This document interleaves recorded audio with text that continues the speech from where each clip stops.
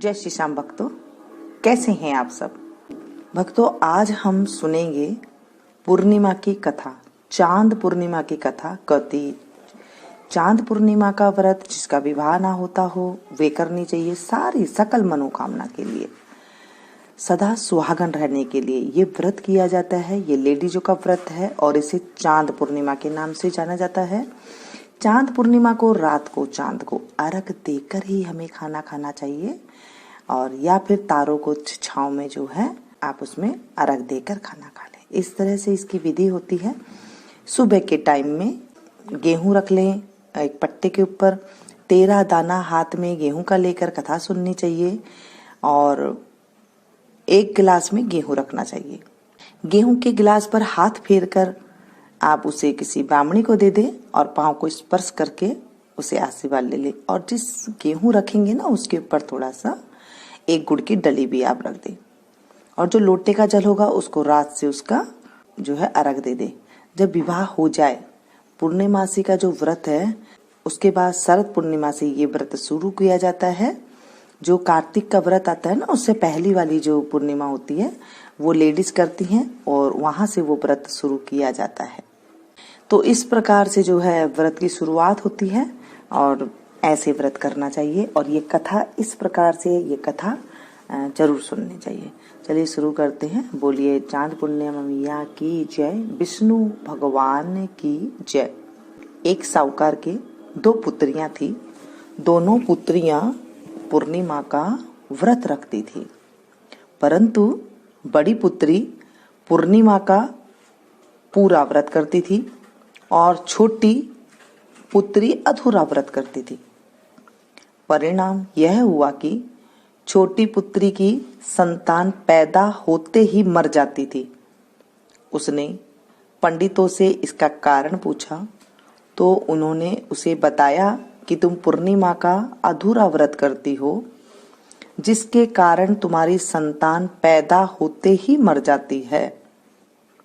पूर्णिमा का पूरा व्रत विधि पूर्वक करने से तुम्हारी संतान जीवित रह सकती है। उसने पंडितों की सलाह पर पूर्णिमा का पूरा व्रत विधि पूर्वक किया। उसके लड़का हुआ, परंतु वह भी शीघ्र ही मर गया।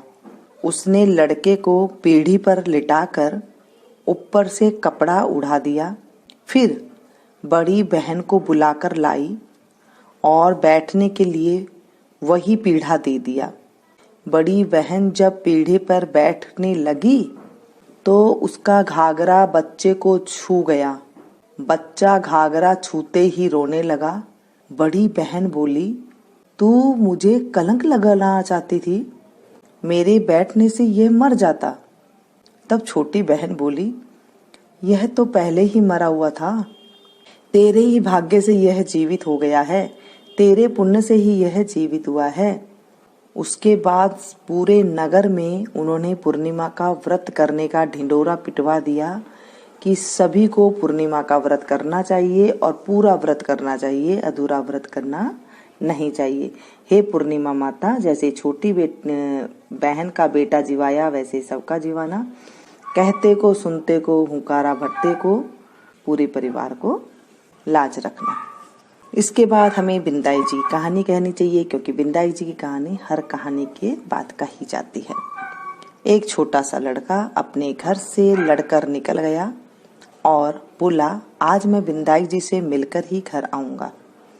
तब लड़का चलते चलते उजाड़ में चला गया तो बिंदाई जी ने सोचा कि इसने मेरे नाम से ही घर छोड़ा है, इसीलिए इसे घर भेजे, नहीं तो जंगल में शेर वगैरह इसे खा जाएंगे।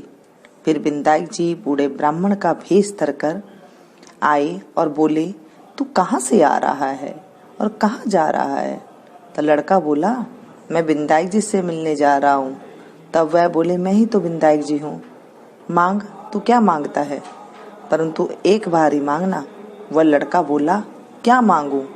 अन्न हो, धन हो, हाथी की सवारी हो, स्त्री ऐसी हो जैसे फूल गुलाब का। तो बिंदाई जी बोली, लड़के तूने तो सब कुछ मांग लिया, जा तेरे सब कुछ ऐसा ही हो जाएगा।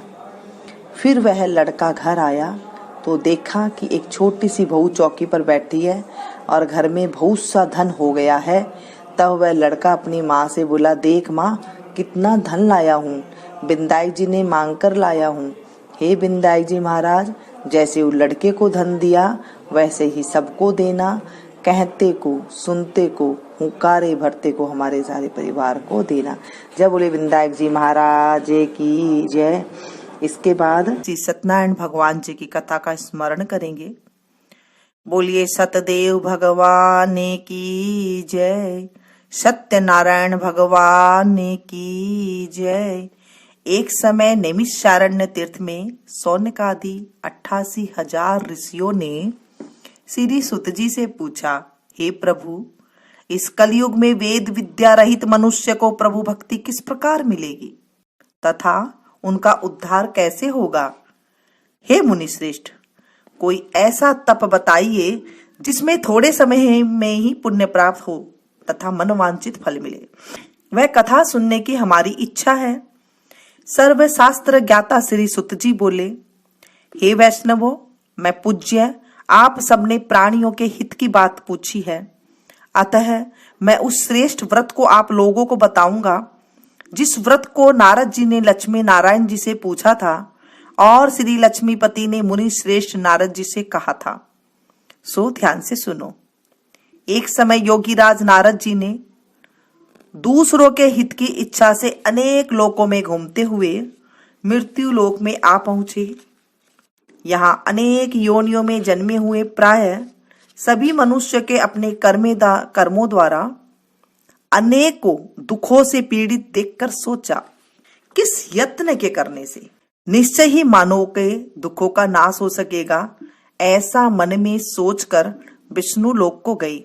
वहां श्वेत वर्ण और 4 भुजाओं वाले देवों के ईश नारायण का, जिनके हाथों में शंख चक्र गदा और पद्म थे तथा बरमाला पहने हुए थे, देखकर स्तुति करने लगे।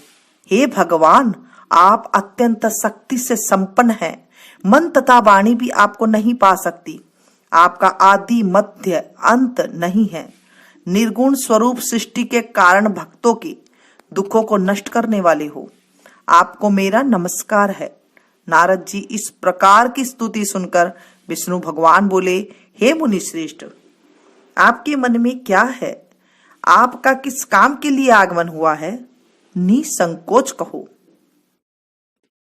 तब नारद मुनि बोले, मृत्यु लोक में सब मनुष्य जो अनेक योनियों में पैदा हुए हैं, अपने अपने कर्मों के द्वारा अनेक प्रकार के दुखों से दुखी हैं। हे नाथ, मुझ पर दया रखते हो तो बतलाइए कि उन मनुष्य के सब दुखों थोड़े से ही प्रयत्न से कैसे दूर हो सकते हैं? श्री भगवान जी बोले, हे नारद, मनुष्य की भलाई के लिए तुमने बहुत अच्छी बात पूछी है। जिसके करने से मनुष्य मोह माह से छूट जाता है, वह कहता हूं। सुनो, पुण्य देने वाला स्वर्ग तथा मृत्यु लोक में दोनों में दुर्लभ एक उत्तम व्रत है। आज मैं प्रेमवश होकर तुमसे कहता हूं, श्री सत्यनारायण भगवान का यह व्रत अच्छी तरह विधान पूर्वक करने से मनुष्य तुरंत ही यहाँ सुख भोग कर मरने पर मोक्ष को प्राप्त होता है। श्री भगवान के वचन सुनकर नारद मुनि बोले, इस व्रत का फल क्या है? क्या विधान है? किसने यह व्रत किया था और किस दिन यह व्रत करना चाहिए? विस्तार से कहो।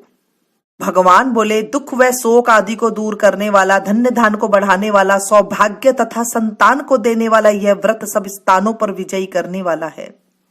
भक्ति और श्रद्धा के साथ किसी भी दिन मनुष्य श्री सत्यनारायण की शाम के समय ब्राह्मणों और बंधुओं के साथ धर्मपरायण होकर पूजा करे। भक्ति भाव से नैवेद्य केले का फल, घी, दूध और गेहूं का चूर्ण सवाया ले। गेहूं के अभाव में साठी का चूर्ण, शक्कर तथा गुड़ ले और सब भक्षण योग्य पदार्थ जमा करके भगवान को अर्पित करे तथा बंधु बांधवों सहित ब्राह्मणों को भोजन कराए।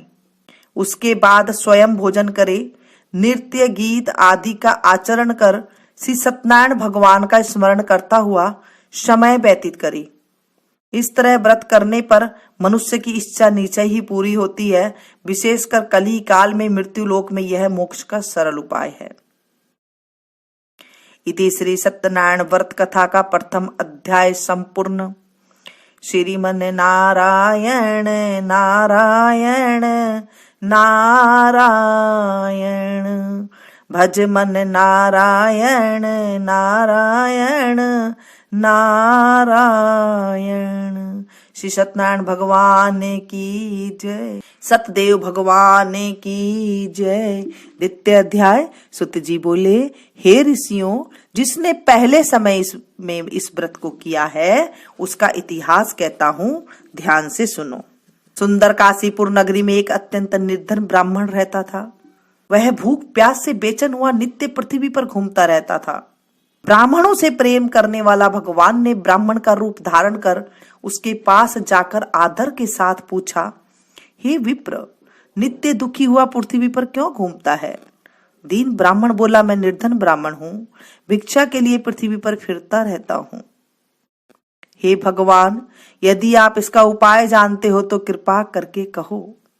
वृद्ध ब्राह्मण बोला, सत्यनारायण भगवान मनवांछित फल देने वाले हैं, इसलिए हे ब्राह्मण तू उनका पूजन कर, जिसके करने से मनुष्य सब दुखों से मुक्त होता है। ब्राह्मण को व्रत का सारा वृत्तांत बतलाकर बुरे ब्राह्मण का रूप धारण करने वाले श्री सत्यनारायण भगवान अंतर्ध्यान हो गए। जिस व्रत को वृद्ध ब्राह्मण ने बतलाया है मैं उसको करूंगा, यह निश्चय करने पर उसे रात में नींद भी नहीं आई। वह सवेरे उठ सत्यनारायण भगवान के व्रत का निश्चय कर भिक्षा मांगने के लिए चला।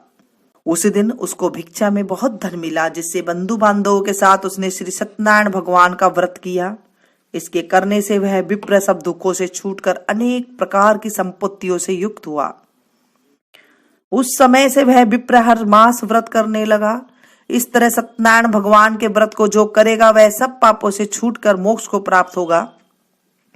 आगे जो पृथ्वी पर श्री सत्यनारायण भगवान का व्रत करेगा वह मनुष्य सब दुखों से छूट जाएगा। इस तरह नारद जी से नारायण जी का कहा हुआ यह व्रत मैंने तुमसे कहा। हे विप्रो, अब मैं और क्या कहूं? ऋषि बोले, हे मुनिवर, संसार में उस विप्र से सुनकर और किस किस ने इस व्रत को किया वह हम सब सुनना चाहते हैं। इसके लिए हमारे मन में श्रद्धा है। श्रुति जी बोले, सुत जी बोले, हे मुनियों, जिसने इस व्रत को किया है वह सब सुनो। एक समय वह विप्र धन और ऐश्वर्य के अनुसार बंधु बांधवों के साथ व्रत करने को तैयार हुआ। उसी समय एक लकड़ी बेचने वाला बूढ़ा आदमी आया और बाहर लकड़ियों को रखकर विप्र के मकान में गया। प्यास से दुखी लकड़हारा उनको व्रत करते देखकर विप्र को नमस्कार कर कहने लगा, आप यह क्या कर रही हैं और इसके करने से क्या फल मिलता है? कृपया मुझे भी बताओ। ब्राह्मण ने कहा, सब मनोकामनाओं को पूर्ण करने वाला यह श्री सत्यनारायण भगवान का व्रत है। इसकी ही कृपा से मेरे यहाँ धन्य धान्य की वृद्धि हुई है। विप्र से इस व्रत के बारे में जानकर लकड़हारा बहुत प्रसन्न हुआ। चरनामत ले और प्रसाद खाने के बाद अपने घर को गया। लकड़हारे ने अपने मन में यह प्रकार का संकल्प किया कि आज गांव में लकड़ी बेचने से जो धन मिलेगा उसी से श्री सत्यनारायण भगवान का उत्तम व्रत करूंगा। यह मन में विचार कर वह बूढ़ा आदमी लकड़ियां अपने सिर पर रखकर जिस नगर में धनवान लोग रह रहे थे वह ऐसे सुंदर नगर में गया। उस रोज वहां पर उसे उन लकड़ियों के दाम पहले दिनों से चौगुना मिले। तब वह बूढ़ा लकड़हारा दाम ले और अति प्रसन्न होकर पके केले की फली, शक्कर, घी, दूध, दही और गेहूं का चूर्ण इत्यादि श्री सत्यनारायण भगवान के व्रत की कुल सामग्रियों को लेकर अपने घर गया। फिर उसने अपने भाई बंधुओं को बुलाकर विधि के साथ भगवान जी का पूजन और व्रत किया। उस व्रत के प्रभाव से वह बूढ़ा लकड़हारा धन पुत्र आदि से युक्त हुआ और संसार के समस्त सुख भोग कर बैकुंठ को चला गया। इति श्री सत्यनारायण व्रत कथा का द्वितीय अध्याय संपूर्ण। श्रीमन नारायण नारायण नारायण, भज मन नारायण नारायण नारायण। श्री सत्यनारायण भगवान की जय, सतदेव भगवान की जय। तृतीय अध्याय। सुत जी बोले, हे श्रेष्ठ मुनियों, अब आगे की कथा कहता हूँ। पहले समय में उल्का मुख नाम का एक बुद्धिमान राजा था। वह सत्यवक्ता और जितेंद्रिय था, प्रतिदिन देव स्थानों पर जाता तथा गरीबों को धन देकर उनके कष्ट को दूर करता था। उसकी पत्नी कमल के समान मुख वाली और सती साध्वी थी। भद्रशिला नदी के तट पर उन दोनों ने श्री सत्यनारायण भगवान का व्रत किया। उस समय वहां एक साधु नामक वेश्य था। उसके पास व्यापार के लिए बहुत सा धन था। राजा को व्रत देखकर वह विनय के साथ पूछने लगा, हे राजन, भक्ति तो चित्त से ये आप क्या कर रहे हैं? मेरी सुनने की इच्छा है, सो आप मुझे बतलाइए। राजा बोले, हे साधु, अपने बांधवों के साथ पुत्र आदि की प्राप्ति के लिए यह महाशक्तिवान श्री सत्यनारायण भगवान का व्रत व पूजन किया जा रहा है। राजा के वचन सुनकर साधु आदर से बोला, हे राजन, मुझसे इसका सब विधान कहो, मैं भी आपके कथानुसार इस व्रत को करूंगा। मेरे भी कोई संतान नहीं है और इससे निश्चय ही होगी। राजा से जब विधान सुन व्यापार से निवृत्त, वह आनंद के साथ घर गया। साधु ने अपनी पत्नी से संतान देने वाले उस व्रत का वर्णन सुनाया और कहा, जब मेरी संतान होगी तब मैं इस व्रत को करूंगा। साधु ने ऐसे वचन अपनी पत्नी लीलावती से कहे। एक दिन उसकी पत्नी लीलावती पति के साथ आनंदित हो सांसारिक धर्म में प्रभुत होकर श्री सत्यनारायण भगवान की कृपा से गर्भवती हो गई तथा 10वें महीने में उसके एक सुंदर कन्या का जन्म हुआ। दिनों दिन वह इस तरह बढ़ने लगी जैसे शुक्ल पक्ष का चंद्रमा बढ़ता है। कन्या का नाम कलावती रखा गया। तब लीलावती ने मीठे शब्दों में अपने पति से कहा, जो आपने संकल्प किया था कि सत्यनारायण भगवान का व्रत करूंगा, अब आप उसे करिए। साधु बोला, हे प्रिय, इसके विवाह पर करूंगा। इस प्रकार अपनी पत्नी को आश्वासना दे वह नगर को गया। कलावती प्रतिग्रह में बुद्धि को प्राप्त हो गई। साधु ने जब नगर में सखियों के साथ अपनी पुत्री को देखा तो तुरंत ही दूत को बुलाकर कहा, पुत्री के लिए कोई सुयोग्य वर देख कर लाओ। साधु की आज्ञा पाकर दूत कंचन नगर पहुंचा और वहां पर देखभाल कर लड़की के लिए सुयोग्य माणिक पुत्र ले आया। उस सुयोग्य लड़के को देखकर साधु ने अपने बंधु बांधवों सहित प्रसन्नचित अपनी पुत्री का विवाह उसके साथ कर दिया। तो दुर्भाग्य से विवाह के समय भी उस व्रत को करना भूल गया। तब श्री भगवान क्रोधित हो गए और शाप दिया, तुम्हें दारुण दुख प्राप्त होगा। अपने कार्य में कुशल साधु बनिया जमाता सहित समुद्र के समीप स्थित होकर रत्नसारपुर नगर में गया और वहां दोनों ससुर जमाई चंद्रकेतु राजा के उस नगर में व्यापार करने लगे। एक बार भगवान ने श्री सत्यनारायण की माया से प्रेरित कोई चोर राजा का धन चुराकर भागा जा रहा था, किंतु राजा के दूतों को आता देखकर चोर ने घबराकर भागते हुए राजा के धन को वहीं चुपचाप रख दिया जहां ससुर जमाई ठहरे हुए थे। जब दूतों ने उस साधु वैश्य के पास राजा का धन को देखा तो उन दोनों को पकड़ राजा के समीप ले जाकर बोले, हम इन दोनों चोरों को पकड़कर लाए हैं, अब हमें क्या करना है, आज्ञा दे। राजा की आज्ञा से उन्हें कारावास में डाल दिया और उनका धन छीन लिया। श्री सत्यनारायण भगवान के श्राप द्वारा उनकी पत्नी भी घर पर बहुत दुखी हुई और उनके घर पर जो धन रखा था उसे भी चोर चुरा कर ले गए। शारीरिक व मानसिक पीड़ा तथा भूख प्यास से अति दुखी हो अन्न की चिंता में कलावती एक ब्राह्मण के घर गई। वहां उसने श्री सत्यनारायण भगवान का व्रत होते देखा। फिर कथा सुनी तथा प्रसाद ग्रहण कर रात को घर आई। माता ने कलावती से कहा, हे पुत्री, तू अब तक कहाँ रही और तेरे मन में क्या है? कलावती बोली, हे माता, मैंने एक ब्राह्मण के घर में श्री सत्यनारायण भगवान का व्रत देखा है। कन्या के वचन सुनकर लीलावती भगवान के पूजन को तैयार करने लगी। लीलावती भगवान का पूजन जब तैयार करने लगी तो लीलावती ने परिवार और बांधवों सहित श्री सत्यनारायण भगवान के पूजन किया और वर मांगा, मेरे पति और दामाद शीघ्र आ जाएं। साथ में ही प्रार्थना की कि हम सबका अपराध क्षमा करो। श्री सत्यनारायण भगवान इस व्रत से संतुष्ट हो गए और राजा चंद्रकेतु को सपने में दर्शन देकर कहा, हे राजन, दोनों वेश्यों को प्रात ही छोड़ दो और उनका सारा धन जो तुमने लिया है उन्हें वापस दे दो, नहीं तो मैं तुम्हारा धन, राज्य, पुत्रादि नष्ट कर दूंगा। राजा से ऐसा कहकर भगवान अंतर्ध्यान हो गए। प्रात काल राजा चंद्रकेतु ने सभा में अपना स्वप्न सुनाया। फिर दोनों बाणिक पुत्र को कैद से मुक्त कर सभा में बुलाया। दोनों ने आते ही राजा को नमस्कार किया। राजा मीठे वचनों में बोला, हे महानुभाव, भाग्यवश ऐसा कठिन दुख तुम्हें प्राप्त हुआ है, अब तुम्हें कोई भय नहीं है। ऐसा कहकर राजा ने उनको नए नए वस्त्राभूषण पहनाए तथा उनका जितना धन लिया था उससे दुगना धन देकर आदर से विदा किया। दोनों वैश्य अपने घर को चल दिए। इति श्री सत्यनारायण व्रत कथा का 3 अध्याय संपूर्ण।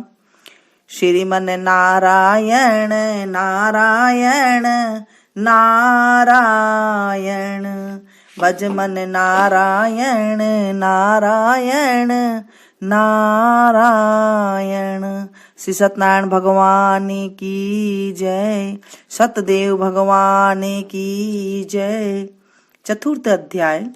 सुत जी बोले, वैश्य ने मंगलाचार करके यात्रा आरंभ की और अपने नगर को चल दिए।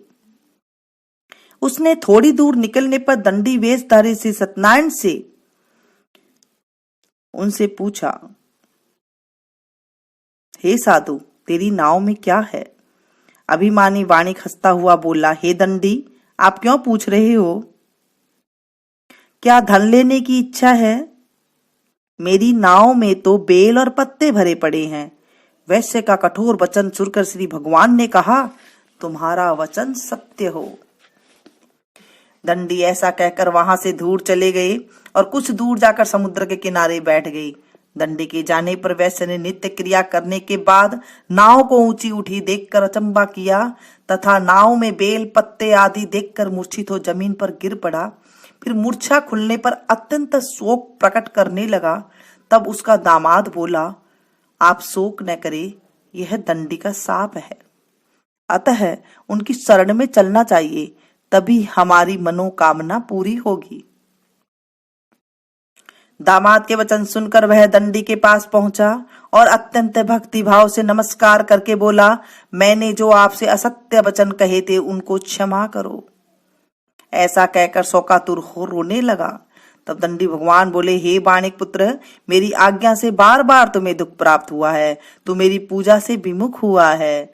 साधु बोला, हे भगवान, आपकी माया से ब्रह्मा आदि देवता भी आपके रूप को नहीं जानते, तब मैं अज्ञानी कैसे जान सकता हूँ?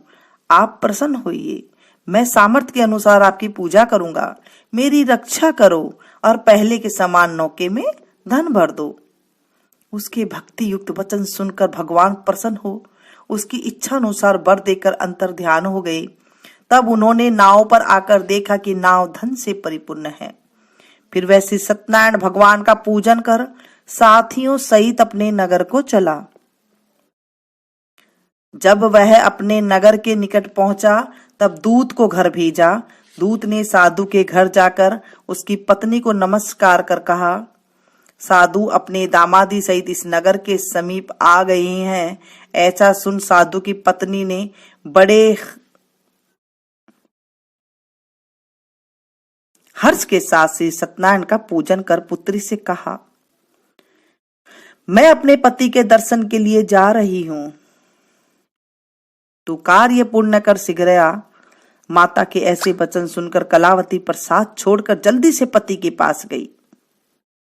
प्रसाद की अवज्ञा के कारण श्री सत्यनारायण भगवान ने रुष्ट हो उसके पति को नाव सहित पानी में डुबो दिया। कलावती अपने पति को न देखकर रोती हुई जमीन पर गिर गई।